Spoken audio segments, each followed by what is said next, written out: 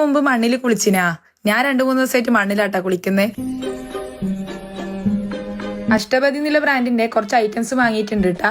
Mud soap, shampoo, അതുപോലെ തന്നെ face വാഷും ഉണ്ട്. മഡ് ബാത്തിങ്ങിനെ പറ്റി ഞാൻ കൂടുതലായിട്ടൊന്നും പറഞ്ഞിട്ടുണ്ടല്ല. ജസ്റ്റ് ഒന്ന് ഗൂഗിൾ ചെയ്താൽ തന്നെ നിങ്ങൾക്ക് അതിന്റെ ബെനിഫിറ്റ്സ് ഒക്കെ മനസ്സിലാവൂട്ടാ.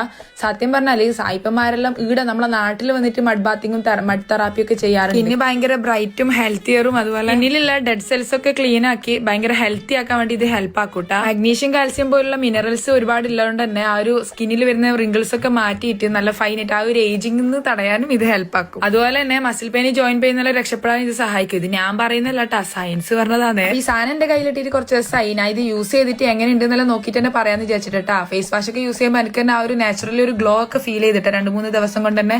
അതുപോലെ സോപ്പൊക്കെ അടിപൊളിയായിരുന്നു.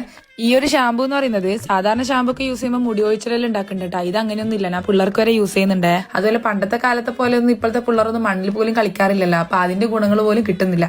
അപ്പൊ ഇത് ഓർഡർ ചെയ്യണമെന്നില്ലവർക്ക് ധൈര്യമായിട്ട് ഓർഡർ ചെയ്യാം. പേജിനായിട്ട് മെൻഷൻ ചെയ്യാട്ടാ.